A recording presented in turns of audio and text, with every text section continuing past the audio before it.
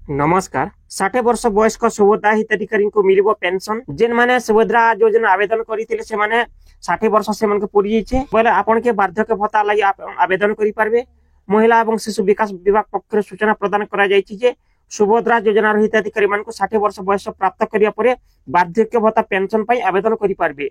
आपन निजर तरफ रो सुभद्रा योजना लागि निजे आवेदन कले आपन वार्धक्य भत्ता किंबा बुढ़ा बुढ़ी पेंशन भत्ता पेबे। आवेदन कले मिलिबो पेंशन। सुभद्रा उपरे प्रथम राज्य स्तरीय परिचालना एवं तदारख कमिटी बैठक समीक्षा पर महिला एवं शिशु विकास विभाग पक्ष सूचना प्रदान करा जायछि जे सुभद्रा योजनार हिताधिकारी मान 60 वर्ष वयस प्राप्त करिया परे वार्धक्य पेंशन पई आवेदन करि पारिबे।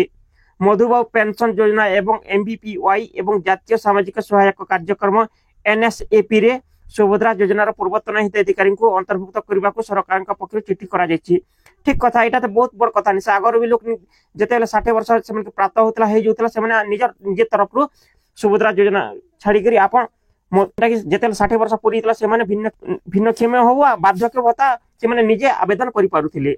60 वर्ष वयस प्राप्त करिया परे सुभद्रा हिताधिकारी को एमबीपीवाई एनएसएपी अंतर्गत जेकोसी सामाजिक सुरक्षा पेंशन पई आवेदन करि पारिबे।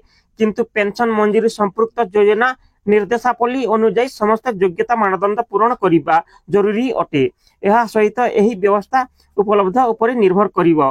राज्य सरकार निजर आर्थिक क्षमता एवं विकास सीमा पद्धति तथा पर्याप्त संबल आधार दुर्बल जनसंख्या के सामाजिक सुरक्षा पेंशन सुनिश्चित कराइबा पई वृद्ध व्यवस्था अक्षमता रोजगारक्षम व्यक्ति मृत्यु विधवा क्षेत्र में यह लागू हेबो। जदिओ सुभद्रा योजनार पूर्वतन हिताधिकारी को पूर्व सरकार ठारू लाभ उठाई सारी किंतु एमबीपीवाई एनएसएपी एवं उभय अंतर्गत अपेक्षार रही तालिकाभुक्त आवेदनकारी तथा एपर्यंत एपरी कौन लाभ पाई नथिबा किंबा सुभद्रा योजनार पूर्वतन हिताधिकारी को तुलन में अधिक बयस अधिक आवश्यक थिबा आवेदनकारी को प्राथमिकता प्रदान कर जेन मानकर बयस टिक अधिक से गुरुत्व अधिक दिया बोली लिखाई। देखो लिखाई गवर्नमेंट ऑफ ओडिशा गोटे नोटिस आई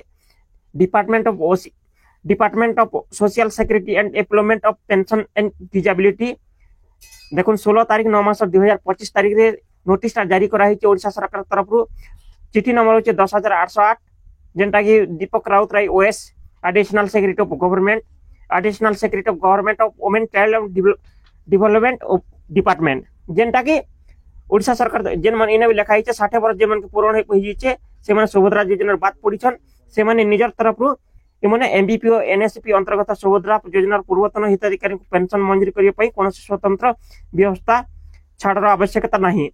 तथापि से निज अनुजाई वार्धक्य पेंशन पर आवेदन करें एवं जिला सामाजिक सुरक्षा अधिकारी मान सुभद्रा हिताधिकारी को आवेदन कर समस्त आवश्यक सहायता प्रदान करेंगे।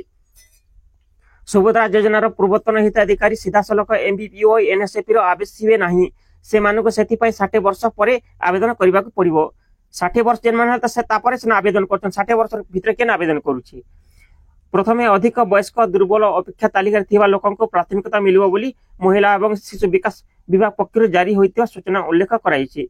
देखो ओडिशा सरकार तरफ नोटिस जारी कराइछि जेन मान के 60 वर्ष पूर्ण हिचे जेन माने सुभद्रा योजना आवेदन करथिले पहला गोटे किस्ती पेइछन तापर 60 वर्ष हिचे सेमन लिस्ट कटि जाइछे से माने जेनटा कि वार्धक्य भत्ता बुढ़ा बुढ़ी पेंशन योजना रे आपण आवेदन करि पारबे।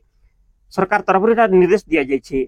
आमर वीडियो जदि आपण मन के पसंद आसे आमर वीडियो को लाइक कमेंट शेयर करन आमर चैनल सब्सक्राइब करन। धन्यवाद। नमस्कार।